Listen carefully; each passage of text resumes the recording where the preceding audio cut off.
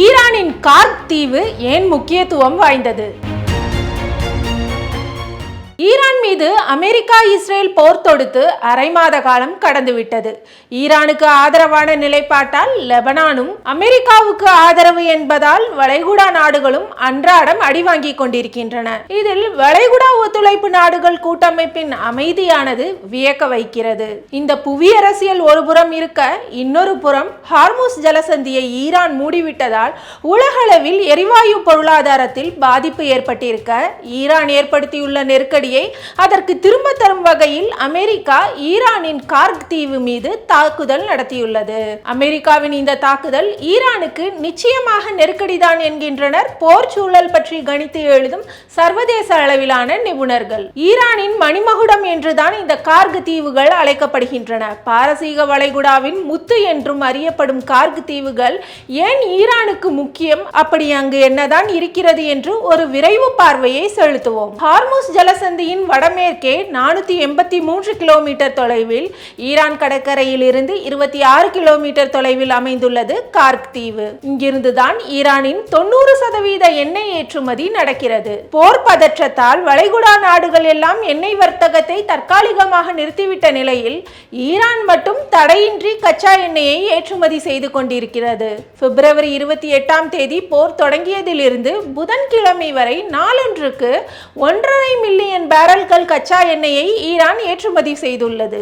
ஈரானுக்கு பொருளாதார ரீதியாக கார்க் தீவு எத்தகைய முக்கியத்துவம் வாய்ந்தது என்பதை இதிலிருந்தே தெரிந்து கொள்ளலாம். கார்க் தீவின் எண்ணெய் வர்த்தகத்தின் முக்கியத்துவம் என்பது இன்றைக்கு உதித்த புதிய பேசுபொருள் அல்ல. 1984ஆம் ஆண்டே அமெரிக்க உளவுத்துறையான CIA-வின் ஆவணங்களிலேயே கார்க் தீவுகளை பற்றி ஈரானின் பொருளாதாரத்துக்கும் அதன் போர் முன்னெடுப்புகளுக்கும் மிக முக்கியமான புள்ளி என்று குறிப்பிடப்பட்டிருந்தது இங்கே நினைவு கூறத்தக்கது. ஈரான் எண்ணெய் வளம் மிக்க நாடு என்பது உலகமறிந்தது. அதன் எண்ணெய் எரிவாயு வயல்கள் நாடு முழுவதும் பறந்து விரிந்து கிடக்க, கார்க் தீவில் தான் எண்ணெய் சேமிப்பு கிடங்கு வசதி உள்ளது. இந்த தீவில் உள்ள பைப்லைன்கள் ஈரானின் மிக பிரம்மாண்டமான எண்ணெய் எரிவாயு வயல்களுடன் இணைக்கப்பட்டுள்ளது. கார்க் தீவில் உள்ள எண்ணெய் கிடங்கு முனையத்துக்கு அபுசர், ஃபரோசான் மற்றும் டூரூட் கடற்கரை மையங்களில் இருந்து எண்ணெய் எரிவாயு கொண்டு செல்லப்படுகிறது. அங்கிருந்து நிலத்தடியில் பதிக்கப்பட்டுள்ள பைப்லைன்கள் மூலமாக சுத்திகரிப்பு நிலையங்களுக்கு எண்ணெய் எரிவாயு கொண்டு செல்லப்படும். அங்கேயே சுத்திகரிப்பும் நடக்கும், அல்லது அங்கிருந்து கச்சா எண்ணெய் வாயுவாக சர்வதேச சந்தைகளுக்கு ஏற்றுமதி செய்யப்படும். இந்த கட்டமைப்புகளை தாண்டி கார்க் தீவில் 3 முக்கிய எரிசக்தி நிறுவனங்கள் இருக்கின்றன. இவை மூன்றும் ஈரானின் எண்ணெய் வளத்துறை அமைச்சகத்தால் நடத்தப்படுகின்றன.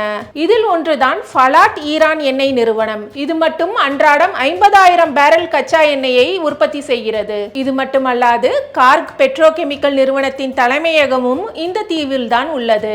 இங்கே எண்ணெயை பெருமளவில் தேக்கி வைக்கவும், LNG உற்பத்தி செய்யவும், ஏற்றுமதி செய்வதற்கான கிடங்கும் இருக்கிறது. கார்க் தீவில் உள்ள எண்ணெய் சேமிப்பு கிடங்குகளின் கொள்ளளவை ஈரான் 2 மில்லியன் பேரல்கள் என்ற அளவுக்கு உயர்த்தியுள்ளது என்கிறது அண்மைய புள்ளி விவரங்கள். இவ்வாறாக உத்தி ரீதியாகவும் பொருளாதார ரீதியாகவும் ஈரானின் மணிமகுடமாக திகழும் கார்க் தீவுகளில் உள்ள ஆளரவமற்ற இடங்களை மட்டும்தான் இப்போதைக்கு அமெரிக்கா குறிவைத்து தாக்கியுள்ளது. ஒருவேளை அங்குள்ள வசிப்பிடங்களை, எண்ணெய் கிடங்குகளை அமெரிக்கா குறிவைத்து தாக்கினாலோ கைப்பற்றினாலோ எண்ணெய் விலை உலகளவில் தலைகிறுகிறுக்க வைக்கும் அளவுக்கு எகிரும் என்று கூறப்படுகிறது.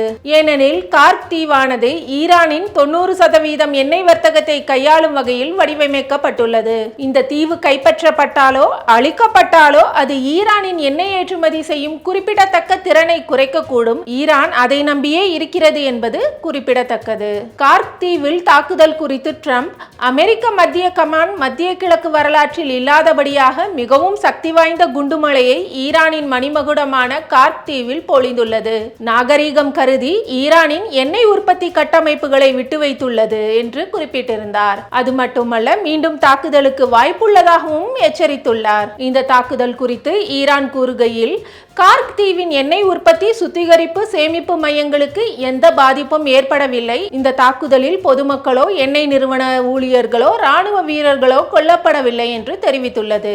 மேலும் ஈரான் ராணுவம் வெளியிட்டுள்ள எச்சரிக்கையில், கார்க் தீவுகளில் உள்ள எண்ணெய் வளங்களுக்கு சேதம் ஏற்படுத்தப்பட்டால் அங்கே அமெரிக்காவுடன் தொடர்பில் உள்ள நிறுவனங்களின் எண்ணெய் வயல்கள், கிடங்குகள் அழிக்கப்படும் என்று எச்சரித்துள்ளது.